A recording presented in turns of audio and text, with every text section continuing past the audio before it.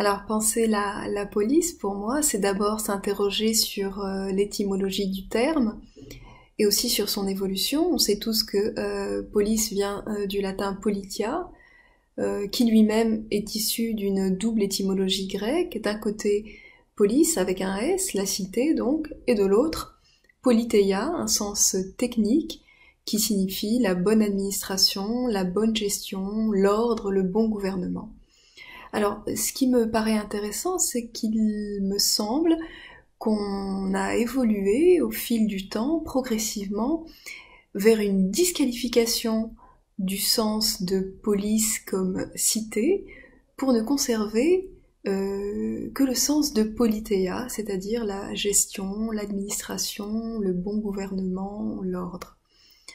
Pour utiliser peut-être d'autres termes, on dira que on est passé du pouvoir policier à l'autorité policière. Quelle est la différence entre les deux?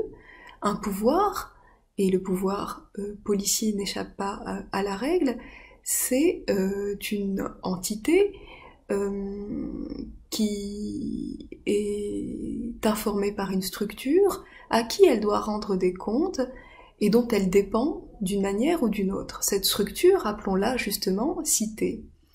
L'autorité, et donc dans le cas d'espèce l'autorité policière, l'autorité c'est une entité qui, pour X raisons, s'est émancipée de cette tutelle, s'est émancipée de la structure dont elle faisait initialement partie, et qui donc en est totalement indépendante. Cette indépendance peut se traduire, et c'est le cas de l'autorité policière, peut se traduire par une impunité totale dans ses manifestations, et c'est cela qui est problématique aujourd'hui. Cette impunité, elle prend différentes formes, la corruption, la menace et le sentiment de domination que vivent les citoyens qui étaient censés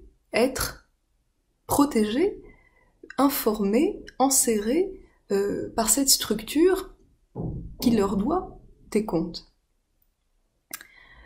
Alors d'où vient ce glissement, d'où vient cette dérive, d'où vient ce saut qualitatif qui fait que l'on passe du pouvoir à l'autorité, que l'on disqualifie le sens de police comme cité?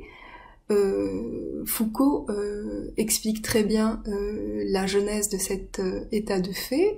Elle remonte au XVIIe siècle, lorsque l'État moderne décide, pour asseoir sa supériorité, décide d'assurer, c'est le mot de Foucault, sa splendeur, sa force.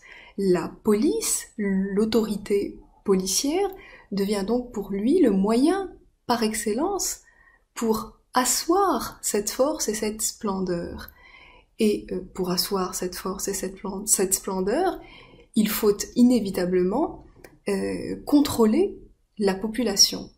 Ce sera le travail, à proprement parler, de la police. Donc, pour asseoir la splendeur, on doit exercer un contrôle sur ce que Agamben nomme la vie nue, et c'est exactement cela, le centre ou le pivot ou la substance de ce que Foucault nomme le biopouvoir.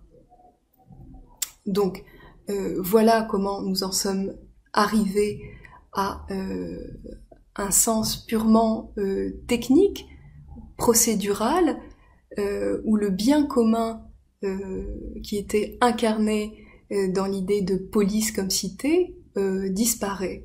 Il n'est plus question d'assurer un quelconque bien commun, mais simplement d'assurer un contrôle, une sécurité, une sûreté.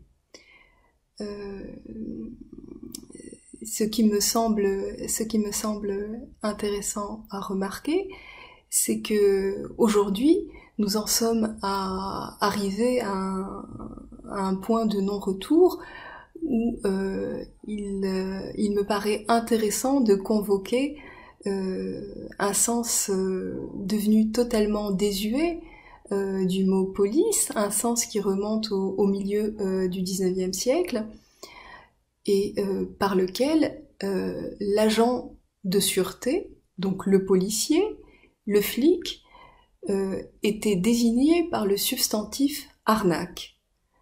Est-ce là une coïncidence ? Je ne pense pas.